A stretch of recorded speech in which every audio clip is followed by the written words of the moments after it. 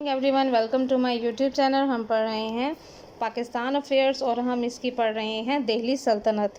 ہم اس کے دہلی سلطنت کے 1 by 1 5 اس کے ہیں ڈائنیسٹیز وہ پڑھیں گے. جو ہماری فرسٹ ڈائنیسٹی ہے وہ ہے the slave and Mamluk dynasty یعنی غلاموں کی.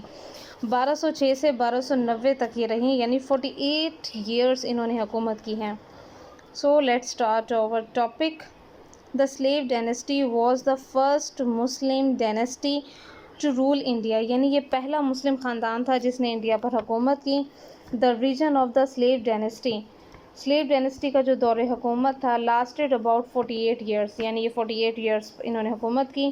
قطب الدین is known as the founder of the slave اور مملوک dynasty. قطب الدین ایبک بانی کہلاتے ہیں slave یا مملوک ڈائنیسٹی کے.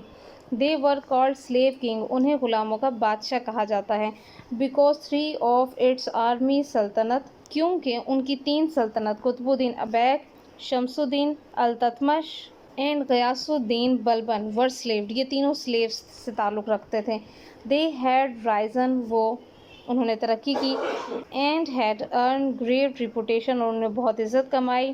Of courage جرت میں، فائٹنگ جھگڑوں میں، اسکلز مہارتوں میں، اینڈ آرگنائزیشنل ایبلٹیز اور تنظیمی ایبلٹیز سے وہ سرشار تھے. آفٹر غوری's ڈیتھ غوری کی وفات کے بعد Aibak set up an independent kingdom. Aibak نے ایک آزاد سلطنت کی بنیاد رکھی. With its headquarter at Lahore.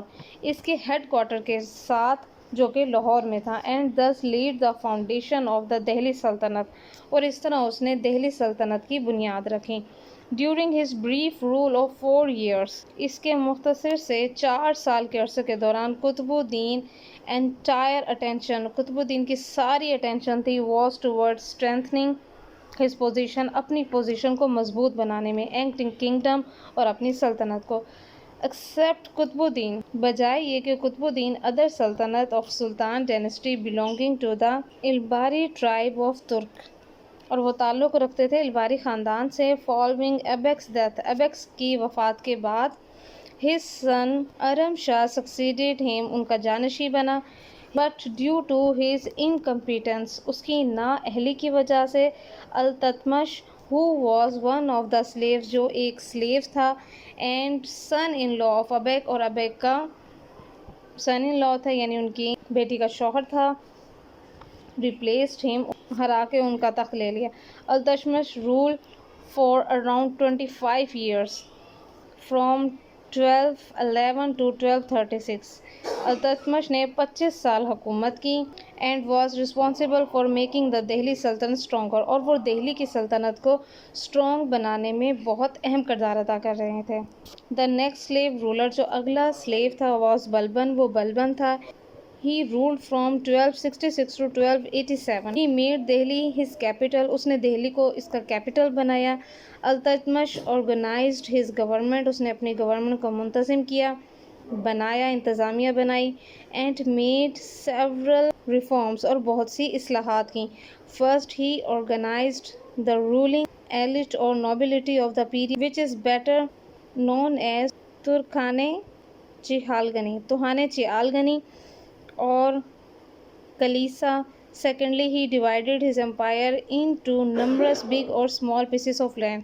secondly اس نے جو لینڈ تھی اسے چھوٹے اور بڑے ٹکڑوں میں تقسیم کیا called اقتاس جسے اقتاس کہا جاتا ہے. thirdly he introduced the silver queen called تنکا and copper queen called جیتر یعنی انہیں سلور کی کوئنز انٹروڈیوس کرائیں.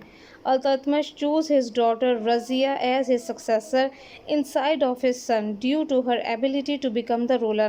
اس نے اپنے بیٹوں کے بجائے اپنی بیٹی رضیہ کو جانشین منتخب کیا. کیوں؟ کیونکہ ان کی ایبلٹیز کی وجہ سے.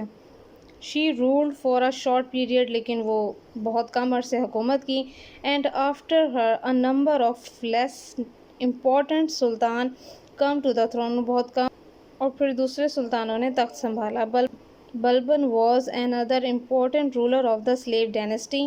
he called himself a shadow of God on earth. وہ اپنے آپ کو خدا کا سایہ کہتا تھا زمین پر. he encouraged people do سجدہ in his presence. اس نے یہ لوگوں سے کہا کہ وہ جب حاضر ہو تو اسے سجدہ کیا، جبکہ یہ ایک صحیح اور ٹھیک بات نہیں ہے، کیونکہ سجدے کے لائق صرف اللہ تعالیٰ کی ذات. So thanks for watching my video. Subscribe my channel and press the bell icon.